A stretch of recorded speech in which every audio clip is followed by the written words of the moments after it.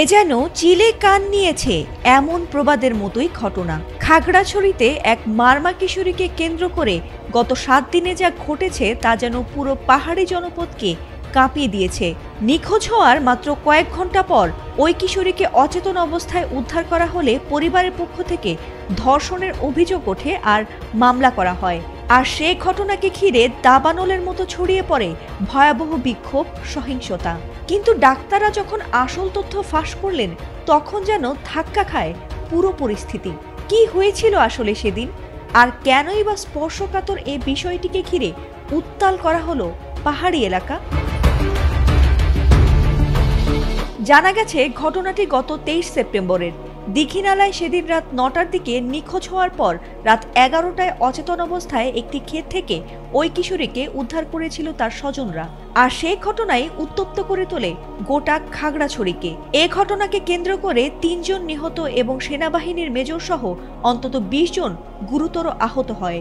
কিন্তু 6 দিন পর প্রকাশিত মেডিকেল রিপোর্টে ধাক্কা খায় পুরো পরিস্থিতি। মঙ্গলবার খাগড়াছড়ি আধুনিক হাসপাতালের সিনিয়র কনসালটেন্ট ডাক্তার জয়া চাকমার নেতৃত্বে গঠিত 3 সদস্যের মেডিকেল টিম জানায় ধর্ষণের কোনো আলামত পাওয়া যায়নি, আর সব পরীক্ষার ফলাফল ছিল স্বাভাবিক। এরপরই প্রশ্ন উঠতে শুরু করে, তাহলে কেন এত সহিংসতা, আর কারাই বা এরকম দাবানলের আগুন জ্বালালো? সম্প্রতি ওই কিশোরী ও তার পরিবার এক গণমাধ্যমে প্রথমবারের মতো মুখ খোলে। আর তাতেই জানা গেছে ফেরার পথে অজ্ঞাত কেউ তাকে ইট মেরে হামলার পর তিনি অচেতন হয়ে গিয়েছিলেন, কিন্তু তিনি কিছুই মনে করতে পারছিলেন না। আর পরিবার ধর্ষণ সন্দেহে মামলা করে বলে জানা গেছে।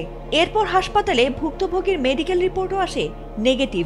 অনেকের মতে ধর্ষণের মতো জঘন্য অপরাধকে সামাজিক মানবিক ইস্যু থেকে টেনে আনা হয়েছে রাজনৈতিক ও কৌশলগত ইস্যুতে।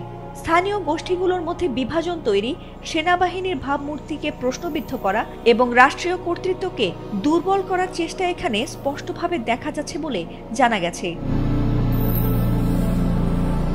স্থানীয়দের অভিযোগ, সামাজিক যোগাযোগ মাধ্যমে এই ধর্ষণ ঘটনা ছড়িয়ে দিতে নির্দিষ্ট নেটওয়ার্ক সক্রিয় ছিল, যাদের উদ্দেশ্য ছিল সাধারণ মানুষের আবেগকে উস্কে দেয়া এবং পুরো পাহাড়ি জনপদকে উত্তেজনার আগুনে ঠেলে দেওয়া।